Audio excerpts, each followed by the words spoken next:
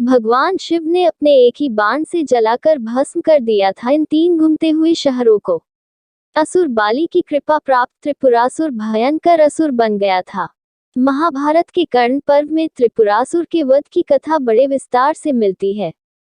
भगवान कार्तिकेय द्वारा तारकासुर का वध करने के बाद उसके तीनों पुत्रों ने देवताओं से बदला लेने का प्रण कर लिया। तीनों पुत्र तपस्या करने के लिए जंगल में चले गए और हजारों वर्ष तक अत्यंत दुष्कर तप करके ब्रह्मा जी को प्रसन्न किया। तीनों ने ब्रह्मा जी से अमरता का वरदान मांगा। ब्रह्मा जी ने उन्हें मना कर दिया और कहने लगे कि कोई ऐसी शर्त रख लो जो अत्यंत कठिन हो, उस शर्त के पूरा होने पर ही तुम्हारी मृत्यु हो। तीनों ने खूब विचार कर ब्रह्मा जी से वरदान मांगा, थे प्रभु आप हमारे लिए 3 पुरियों का निर्माण कर दे और वे तीनों पुरियां जब अभिजित नक्षत्र में एक पंक्ति में खड़ी हों और कोई क्रोधजित अत्यंत शांत अवस्था में असंभव रथ और असंभव बाण का सहारा लेकर हमें मारना चाहे, तब हमारी मृत्यु हो। ब्रह्मा जी ने कहा तथास्तु। शर्त के अनुसार उन्हें 3 पुरियां नगर प्रदान की गई। तारकाक्ष के लिए स्वर्णपुरी, कमलाक्ष के लिए रजतपुरी और विद्युन्माली के लिए लौहपुरी का निर्माण विश्वकर्मा ने कर दिया। इन तीनों असुरों को ही त्रिपुरासुर कहा जाता था। इन तीनों भाइयों ने इन पुरिया में रहते हुए 7 लोकों को आतंकित कर दिया। वे जहां भी जाते समस्त सत्य पुरुषों को सताते रहते, यहाँ तक कि उन्होंने देवताओं को भी उनके लोकों से बाहर निकाल दिया। सभी देवताओं ने मिलकर अपना सारा बल लगाया, लेकिन त्रिपुरासुर का प्रतिकार नहीं कर सके और अंत में सभी देवताओं को तीनों से छुपाकर रहना पड़ा। अंत में सभी को शिव की शरण में जाना पड़ा। भगवान शंकर ने कहा सब मिलकर के प्रयास क्यों नहीं करते।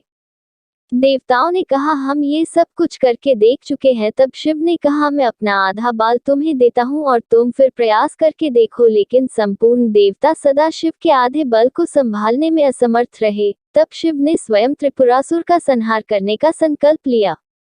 त्रिपुरासुर का वध।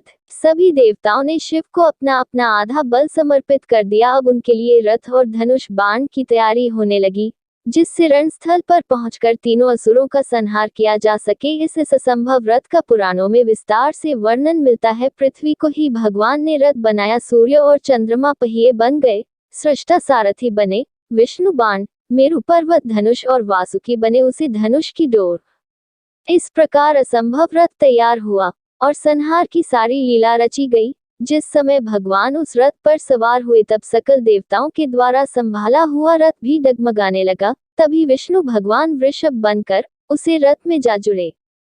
उन घोड़ों और वृषभ की पीठ पर सवार होकर महादेव ने उसे असुर नगर को देखा और पाशुपत अस्त्र का संधान कर तीनों पुरियों को एकत्र होने का संकल्प करने लगे।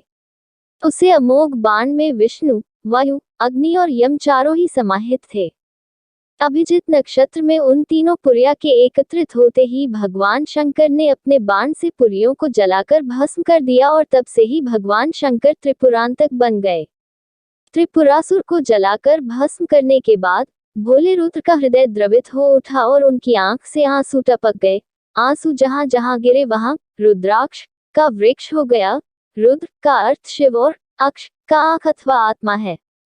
त्रिपुरांतक और गणेश एक अन्य कथा अनुसार भगवान शंकर त्रिपुरासुर का वध करने जाते हैं, परंतु उन्हें सफलता नहीं मिलती। हर बार असफल हो जाने के बाद वे सोचते हैं कि आखिर उनके कार्य में विघ्न क्यों पड़ा। तब उन्हें ज्ञात होता है कि वह गणेश जी की अर्चना किए बगैर त्रिपुरा से युद्ध करने चले गए थे।